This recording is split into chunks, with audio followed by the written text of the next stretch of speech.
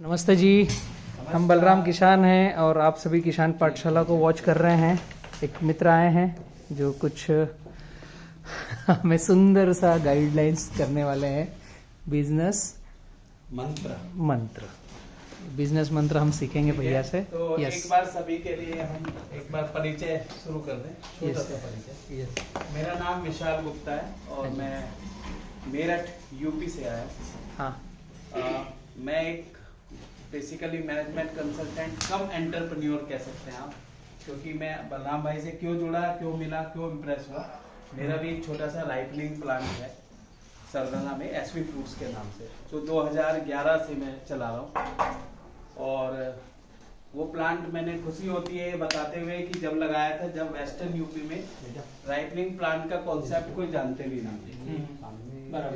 ठीक है, तो बेसिकली तो मैं एक शुगर टेक्नोलॉजिस्ट हूँ और शुगर मैंने पोस्ट ग्रेजुएशन कोर्स होता है और 12 साल से ज्यादा मैंने पहले शुगर इंडस्ट्री में काम किया, शॉप फ्लोर पे नौकरी की। उसके बाद मेरी लाइफ में एक यू टर्न आया, मेरी ऑर्गेनाइजेशन में ही ये सारी चीजें कि बिजनेस एक्सीलेंस कैसे कर सकते हैं, इसके ऊपर काम हुआ, उसमें मुझे इंटरेस्ट हुआ।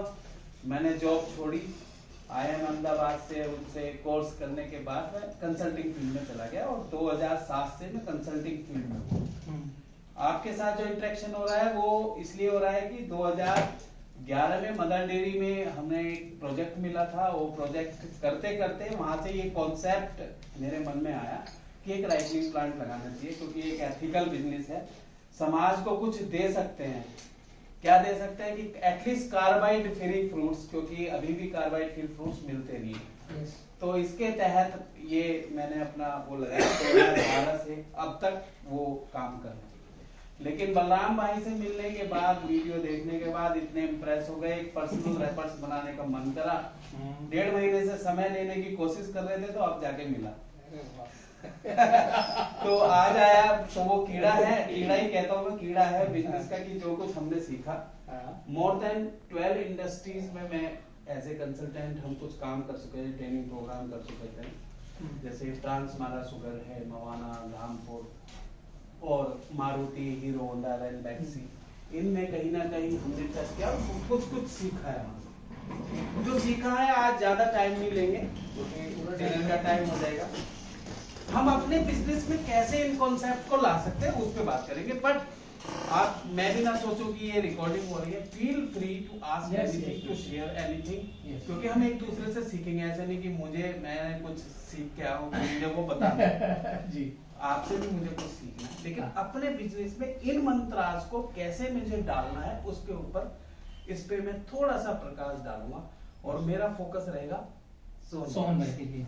पर हम पहले कहते हैं कि बिजनेस मंत्रा क्या किया। तो बिजनेस मंत्रा जितने भी इंडस्ट्रीज हैं, वो बिजनेस एक्सीलेंस। आप भी एक, आई डोंट नो आपका टर्नओवर कितना है, मैंने बैकग्राउंड नहीं देखा, भगवान करे 500 करोड़ हो, 1000 करोड़ मिल जाए। तो जैसे जैसे स्केल अप होता है बिजनेस, तो वहां सिस्टम काम करते हैं, आदमी नहीं। अगर आप मैन डिपेंडेंट रहोगे तो आप कभी बॉडी ऑर्गेनाइजेशन नहीं बना पाओगे। इसलिए सिस्टम ड्रिवन ऑर्गेनाइजेशन बनाने की कोशिश करनी चाहिए। तो जितने भी MNCs या बड़ी इंडस्ट्री से मैंने सीखा ही है, उसमें मैं अपनी लैंग्वेज में उसे आपको बताने की कोशिश करूंगा। कोई भी बिजनेस केवल 3 ही शब्द हैं जिसपे चलता है। वो शब्द क्या है? कोई प्रोडक्ट या सर्विस, 2 ही चीज होती है बिजनेस में। या तो आप सर्विस दे के पैसा कमा रहे हैं या आप प्रोडक्ट दे रहे हैं, यही है ना। तो एक सीधा सा मेरा अपना फॉर्मूला है ये, कि sale price is equal to क्या होता है? Cost plus profit. अभी हम अगरबत्ती का प्लांट देखने गए थे। अगर मैं भैया से पूछूं कि भैया आप इसका सेल प्राइस कैसे निकालते हो, तो ये कहेंगे कि 4 रुपए का बास आता है, 3 पैसे का ये आता है, 5 पैसे का ये आता है, 2 पैसे इसमें मुझे प्रॉफिट भी चाहिए, तो 12 पैसे में हम बेचेंगे। बराबर, यही है। तो यही इक्वेशन मैंने लिखी है, लेकिन इसमें बहुत गहरा एक ज्ञान छुपा है जो हम भूल जाते हैं। वो क्या? मैं ये पूछता हूं कि इस इक्वेशन में ये 3 चीज दिखाई दे रही है। सेल प्राइस कौन डिसाइड करता है? कौन करेगा सेल प्राइस डिसाइड? आपने कोई प्रोडक्ट बनाया तो कौन करेगा आपके हिसाब से? कुछ भी बताओ यार, कोई सही गलत नहीं, हम आप ही करेंगे, वाला डिसाइड करेंगे, आप ही करेंगे। अरविंद जी आप ही करोगे ना सर? प्रोडक्ट गुडविल, प्रोडक्ट कौन करेगा? डिसाइड कौन करेगा? डिसाइड तो वही करेगा प्रोडक्ट के हिसाब से जो मैन्युफैक्चरर है। मैन्युफैक्चर करेगा। बलराम भाई सेल प्राइस तो जो ऑनर है उसका वो डिसाइड करेगा कि क्या रखना है। बस यही पे गैप है।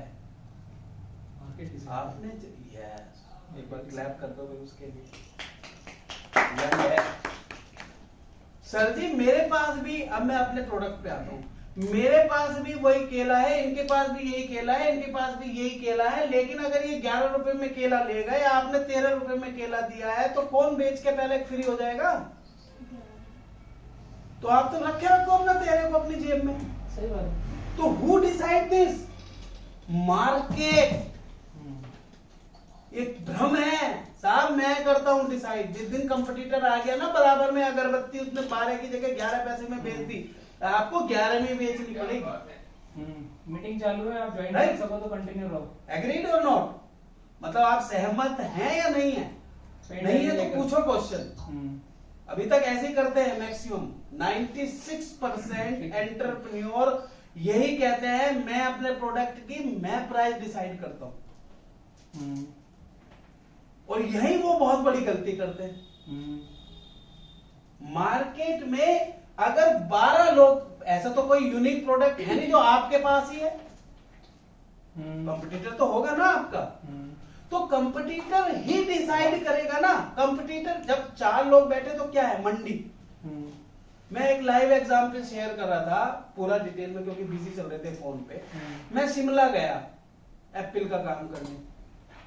वहां जब भाव पूछो, जब उसका एप्पल लगा होता है किसान का, या केला भी लगा होता है, तो वो नक्शे थोड़े कम डाउन होते हैं। उनने बताया मुझे 35 रुपए किलो। आज से मैं 8 साल पहले की बात बता रहा हूं। ठीक है, हमने कहा कैलकुलेशन करा, ट्रांसपोर्टेशन ये यार पड़ता नहीं रहा, हमने कहा भाई कम कर ले, अजीत से कम क्या होगा, एक नंबर का है मेरा तो। 2 दिन बाद में मंडियां है, जगह जगह नीचे उतर के मंडी लगती है। वही किसान में वहां टकरा गया, पता चला 27 रुपए में बिक रहा है उसका। अच्छा, मंडी में तोड़ने के बाद क्या है, सही है, 27 में बेच के गया, वो टूट चुका था। तो मींस मंडी मींस मार्केट। मंडी मींस तुमसे बढ़िया 28 रुपए का बिका है, तो तुम्हारा कैसे बिकेगा भाई 35 में? सही बात है। क्लियर हुई सर बात कुछ? तो हमेशा दिमाग में बड़ा बनना। बड़े का मतलब अब मैं 500 1000 करोड़ की बात करूं, 150 करोड़ की ऑर्गेनाइजेशन की बात नहीं कर रहा। तो हमेशा आपको ये दिमाग में रखना है कि सेल प्राइस मैं नहीं डिसाइड करूंगा, मार्केट गाइड तो कर सकते हो कि रफली इतना होगा। तो it means this is fixed. Fixed हो गया ना ये? मार्केट बताएगा भाई। प्रॉफिट कौन फिक्स करता है? कौन करता है प्रॉफिट फिक्स? प्रॉफिट तो गेम से आएगा सेल और का। हाँ, कौन करेगा फिक्स? कौन करेगा कि सेल इस प्राइस पे ही मार्केट इसमें इतना में लेना है? तो कोई 2% पे profit काम करता है, कोई मार्केट 3 पे करता है, कोई 4 पे करता है, कोई 10 पे करता है, कोई 20 पे भी करता है। ऐसे भी प्रोडक्ट है। कोई ऐसा करता है 50% भी प्रॉफिट लेता है। होटल से दाल 26 रुपए में बन जाती है, 126 रुपए में मिलती है। ठीक बात है। तो कौन डिसाइड करता है ये प्रॉफिट? प्रॉफिट ने किसने फिक्स कर दिया? ओनर ने।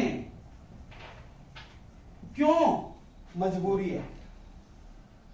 बलराम भाई अपनी ऑर्गेनाइजेशन में अगर प्रॉफिट फिक्स नहीं करेंगे तो अगले साल सोहन भाई कहेंगे मेरी तनख्वाह बढ़ाओ। महंगाई बढ़ रही है ना हर साल, तो ये मजबूरी है ओनर की। जो ओनर इसको, यानी कि ग्रोथ, बिजनेस की दौड़ ऐसी है कि अगर आप अपने कंपटीटर से 2 कदम आगे नहीं दौड़े तो वो एक छोटी सी स्टोरी है। 2 दोस्त थे पक्के, और वो जंगल में गए, कहने लगे यार शिकार करके आते हैं, चलो छोटा बड़ा। तो छोटे छोटे इक्विपमेंट ले गए। तो जैसे थोड़े से अंदर जंगल में घुसे तो शेर के दहाड़ने की आवाज आई। ये एक्सपेक्ट नहीं किया था। तो एक दोस्त ने अपना सब कुछ पैक करा, जूते वूते पहनने लगा, तो दूसरे ने मजाक में कहा अरे क्या कर रहा है, कि जूते। कहना हाँ, अगर शेर सच में आ गया तो उससे तेज थोड़ी ना भाग लेगा। तो उसने कहा ना, मुझे शेर से तेज थोड़ी ना भागना। कहते फिर, कहले बस तेज ही तो तेज भागना है। तो कहते सचमुच शेर आ गया, तू पीछे रहेगा, तुझे पकड़ लेगा, मैं निकल लूंगा। This is the real business. Fact है।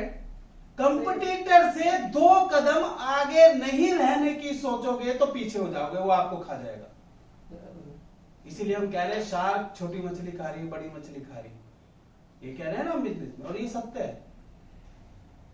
ठीक है, तो ये ओनर की मजबूरी होगी प्रॉफिट को फिक्स करना, क्योंकि एंटरप्रेन्योर की ग्रोथ भी उसको करनी है, तो बिजनेस की भी ग्रोथ जब तो देगा तनख्वाह, जब तो बढ़ाएगा एंटरप्रेन्योर, जब मेरा प्रॉफिट बढ़ेगा। सही है, एग्रीड? इन 2 बातों में किसी को कोई शक हो तो पूछ लो, होगा जरूर। एक थ्योरिकल जो बिजनेस प्रोग्राम है उसके हिसाब से तो ये ठीक है, लेकिन मैं पर्सनल अगर मेरी बात करूँ तो मैं मेरा जो बिजनेस डिजाइन करता हूँ, मैं रेड ओशन में नहीं जाता हूँ, मैं ब्लू ओशन में जाता हूँ, अपनी लाइन अलग लिखता हूँ। इसलिए मैंने पहले भी जवाब दिया था कि मेरा मतलब रेट मैं तय करता हूँ और प्रॉफिट भी। ब्लू ओशन के लिए एक बार को हद तक है, लेकिन ब्लू ओशन तो एक ही बार तो होगा, फिर आ जाएगा उसमें कॉपी करने वाला कोई। Blue ocean means new invention, new invention. तो वो प्रोडक्ट आपने बनाया, 1-2 साल मजे करोगे। अम्बेसडर की कहानी सुनी है, क्यों? मोटोरोला की कहानी सुनी है। मोटोरोला मोबाइल है, एक समय में सबसे ज्यादा मोटोरोला केवल वही था, मोटो ही था। उसने R&D CEO आया नया, R&D बंद कर दी अपनी मोटोरोला। क्यों? क्योंकि वो एंजॉय कर रहा था उस लेविश को, उस प्रॉफिट को। तत्काल वाले उसने ये नहीं सोचा कि तेरी कॉपी कर लेगा, तेरे से अच्छा कोई बना के दे देगा, तू नेक्स्ट प्रोडक्ट क्या निकालेगा। आज एप्पल क्या कर रहा है? सही बात है, सही बात है। हम प्रोडक्ट लाइफ साइकिल की बात करते हैं, फिर लंबा थोड़ा सा डिस्कशन चला जाएगा। क्या है ये? प्रोडक्ट लाइफ साइकिल है ना। कोई चीज इनिशिएशन हुई, पीक पे गई, पीक के बाद down, this is the law of nature, आप बदल नहीं सकते। आपने कोई प्रोडक्ट ओशन में, ब्लू ओशन के लायक लाए, लेकिन उसकी भी प्रोडक्ट लाइफ साइकिल है ना, लाइफ साइकिल है, तो कभी ना कभी तो वो डिटोरिएट होगा। तो हीरो होंडा के वाइस प्रेसिडेंट से मुझे सीखने को सबसे अच्छी मिली। मैंने उनसे क्वेश्चन किया जब प्रोडक्ट लाइफ साइकिल पे वो बता रहे थे, उन्होंने कहा कि मैंने कहा जी आपका तो ग्रोथ बढ़ती जा रही है अभी, तो फिर आप कैसे करते हो? तो इतनी सुंदर बात उन्होंने कही, कहने के हम सबसे ज्यादा रिसर्च करते हैं अपनी पीक को ऑब्जर्व करने के लिए, और जहां मेरी पीक आती है, हमें पता चल गया ये पीक है, वहीं हम एक नया प्रोडक्ट लॉन्च कर देते हैं। इसलिए इन MNCs की कभी डाउन। तो मेरा पॉइंट ये था कि सेल प्राइस जो भैया कह रहे हैं कि शुरू में कर सकते हो, 1 साल मजे करके नया प्रोडक्ट लॉन्च करा, लेकिन जब उसमें कंपटीटर आ गया फिर ये फॉर्मूला काम करेगा। प्रॉफिट ओनर फिक्स करता है, सेल प्राइस मार्केट फिक्स करता है, तो बचा क्या बिजनेस में? यही समझना है सोहन भाई को, राकेश को, दोनों को यही समझना है। अब दिमाग लगाना है। अगर मेरा 70% या 80%, आई डोंट नो, मैं फिगर नहीं जानना चाह रहा हूँ कि रेवेन्यू मेरा बनाना से, तो हम बनाना की बार बार बात करेंगे ताकि वो मेरे अंदर चला जाए, क्योंकि मैं भी यहाँ बनाना के लिए खड़ा हूँ।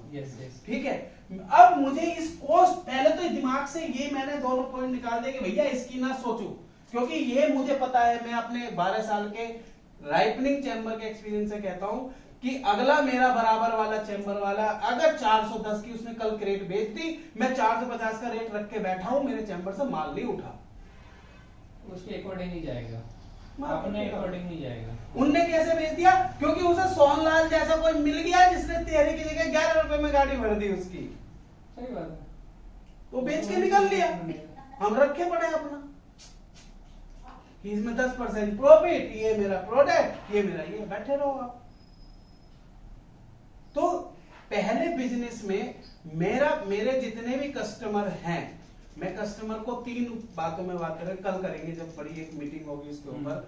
कस्टमर की डेफिनेशन 1940 से लेकर 70 तक थी कि इतने कष्ट दो कि वो मर जाए, हिंदुस्तान में लाइन लगाते थे। सिलेंडर तो लाइन लगो, राशन तो लाइन लगो, तो कस्टमर ही तो था वो, बेचारों को मार दो धूप में खड़ा करके, क्योंकि मोनोपोली थी।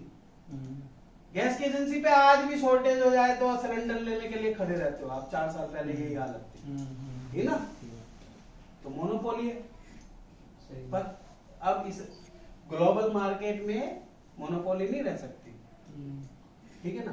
तो अब बात करते हैं कि पहले ये दिमाग चारों तरफ से हटा दो कि मिनिमम कॉस्ट में, यानी कि मैं कॉस्ट पे इंपैक्ट कैसे करूं कि मेरा कस्टमर मेरे से हटे ही ना, अटैच रहे। कस्टमर सेटिस्फेक्शन, कस्टमर डिलाइट, और उसके बाद कस्टमर सरप्राइज की बात करेंगे। 4 एमएनसी आज कस्टमर सरप्राइज पे पहुंच गई हैं, हम अभी कस्टमर पे ही हैं।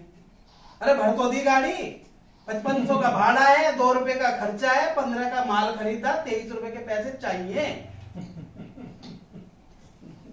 कितने दिन टिकेगा?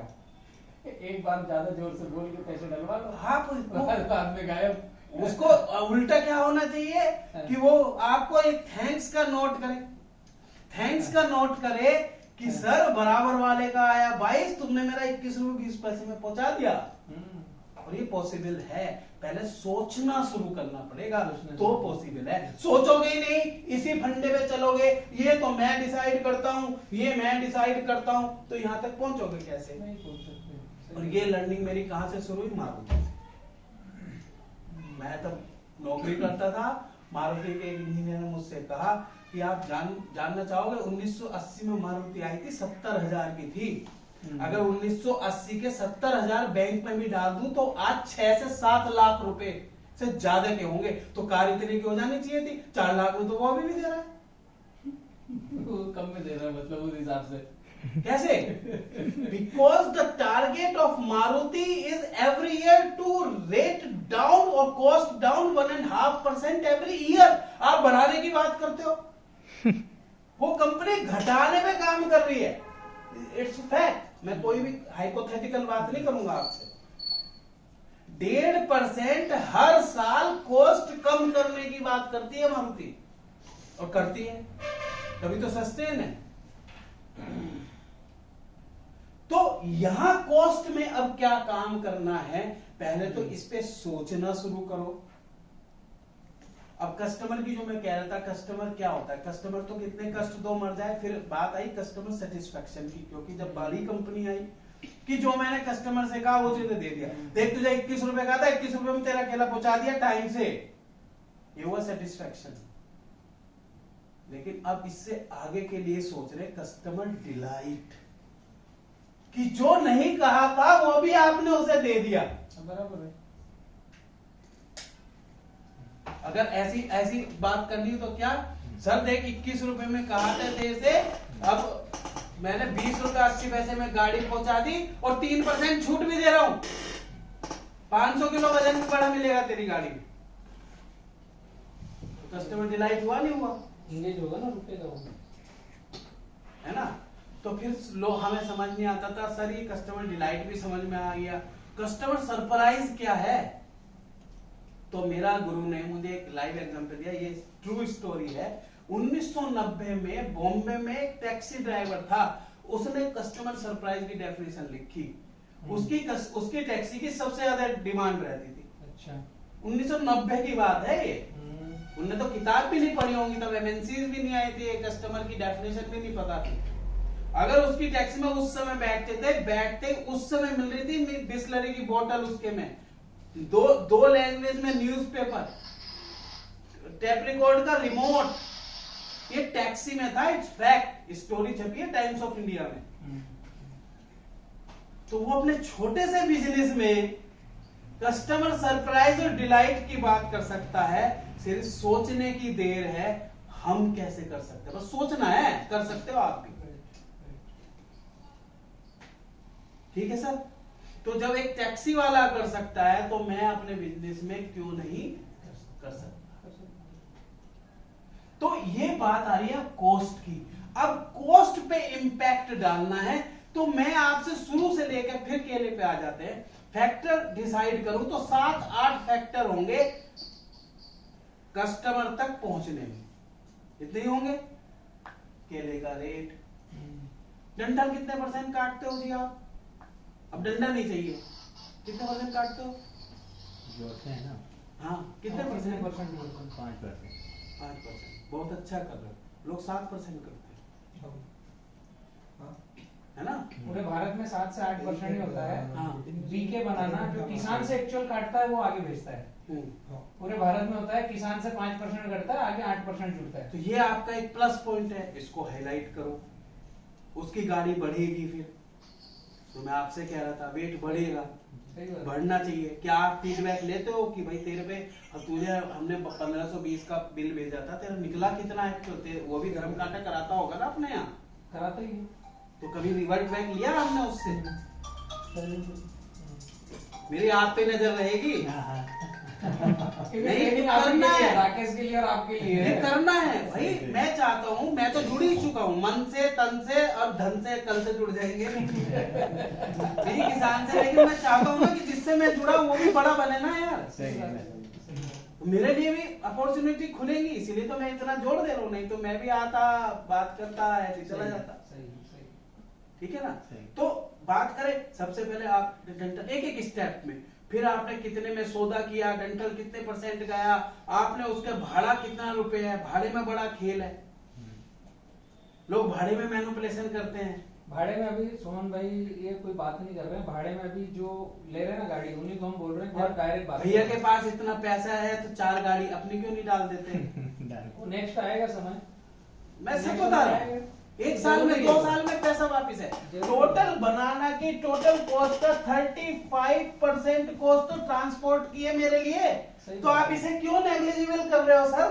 वो फ्रंट पे है, लेकिन उसके लिए कल ड्राइवर अगर इसमें आपने मुझे 300 रुपए भी बचा के दे दिए तो 12 टन में 3600 रुपए हो गए सर। वो मेरी नेट बचत है ना, वो नेट बचत, तो वही कस्टमर डिलाइट है ना। सही। फिर ये एनालिसिस करना आपका काम है। सर 10 टन की क्यों मंगा रहे हो? उसका तो 4400 भाड़ा है, ट्रोला मंगा लो 15 टन वाला, वो 4200 में मिलेगा। और कर सकते हो तो 2 दिन का केला एक साथ मंगा लो 20 टन का, वो 3800 में मिल जाएगा। सही बात। तो बचा ली ना 8000 रुपए उसने। लेकिन ये फीडबैक देगा कौन? ये तो ग्राउंड से आएगा, ग्राउंड से आएगा। ये मेहनत आपको करनी पड़ेगी। अगर हमें कस्टमर समझते हो, मतलब कस्टमर वो वाला कस्टमर नहीं कि इतने कष्ट करके मर जाए, कस्टमर डिलाइट वाला समझते हो। हर बार नया कस्टमर ढूंढना। हाँ। सही है। ठीक है ना? तो अगर मैं ये सारे पैरामीटर्स, क्योंकि मैं एक एक चीज में भुगता हुआ हूं, सबसे पहले क्या रेट तय किया, रेट के बाद आपने उसमें डंडा कितना निकाला, डंडा किसी को नहीं चाहिए। फिर अब 3 या 4 तरह की पैकिंग आ रही है, बॉक्स में क्या आरओआई आती है, क्रेट में क्या आती है, फिंगर काट के लगाऊं तो क्या आती है, लूम भरूं तो क्या आती है ना? या पॉलिथीन, एक ऐसी पॉलिथीन आई है फॉर योर काइंड इंफॉर्मेशन, जिसमें होल है और जिसमें गर्मी से पकता नहीं है। तो मैं क्या उस पन्नी में पैक करके भेज दूं फिंगर को? तो ये 5 के 5 ऑप्शन को हिट एंड ट्रायल करना पड़ेगा इनिशियल फेज में। जो आपके नॉन कस्टमर है उनके साथ कह के करो कि सर ये एक्सपेरिमेंट कर रहे हैं आपके पैसे बचाने के लिए। सही है। ठीक है ना? क्योंकि कॉस्ट बहुत मायने है। सबको पता है बॉक्स में भेज दो भैया, लेकिन 2 रुपए में तो पूरा खेल ही हो रहा है। पूरा खेल ही 2 रुपए, 1 रुपए में खेल हो रहा है, 2 तो और बड़ी बात है। तो मेरा बस यहीं पे ये पॉइंट था कि कॉस्ट के कितने फैक्टर हैं, 7-8 फैक्टर है। एक एक को लिखो, एक एक पे ब्रेनस्टॉर्मिंग करो, एक एक में अपनी अपनी अपनी खुद की एनालिसिस करो अपने कस्टमर के साथ। फिर देखो आपको भी किसान को कौन पिछाड़ता है जी। ईमानदारी आपके डीएनए में आ गई है। कह के लो पैसा, हाँ उसमें गलत क्या है? भैया 50 में पेट नहीं भरता, 75 लेंगे। लोग हैं ऐसे, करते हैं काम। लेकिन 25 पैसे जो है एक्स्ट्रा ले रहा हो सकता है उसके 75 पैसे आप बचा दो इन सब एक्टिविटी में। लेकिन ये बचाओगे आप तभी, सबसे पहले आप सोचना शुरू करोगे कि कस्टमर डिलाइट पे जाना है और कॉस्ट पे वार करना है, सेल प्राइस प्रॉफिट पे। ठीक है?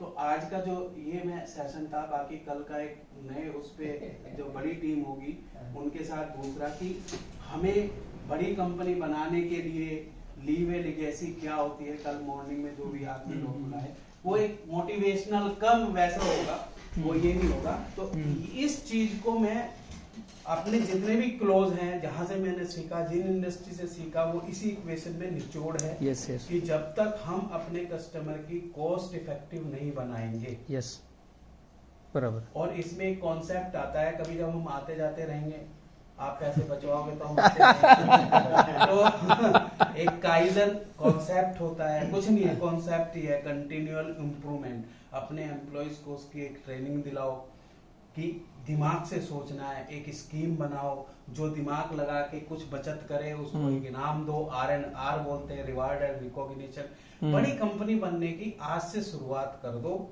बराबर। चाहे मेरे आज 20 एम्प्लॉय हैं तो कल 2000 भी होंगे। सही है, सही है, ये सोच रखो, राइट तो राइट। जरूर। बहुत बहुत धन्यवाद ठीक है सर। भैया। आपका परिचय चाहिए था और काफ़ी सारे मित्र आपको देख रहे हैं तो वो चाहेंगे कि वो भी आपसे ट्रेनिंग ले, तो एक ऐसा नंबर जिस पे आपसे संपर्क किया जाए जी एज ए ट्रेनर। बलराम भाई, ये सब आपका ही है। वैसे मेरा नाम विशाल गुप्ता है और मैंने बताया कि शुरू में मैं मेरठ यूपी से बिलोंग करता हूँ जी।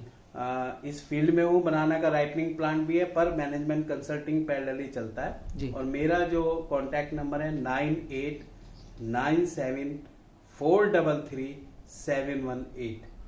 जितने लोग बलराम भाई से जुड़े हैं, सिर्फ बलराम भाई कह के मुझे फोन, हो सकता है अननोन को मैं एक बार करना तो बात करेंगे या मैसेज कर देंगे तो रिवर्ट बैक जरूर करूंगा। जी जी जी, थैंक यू भैया। Thank you.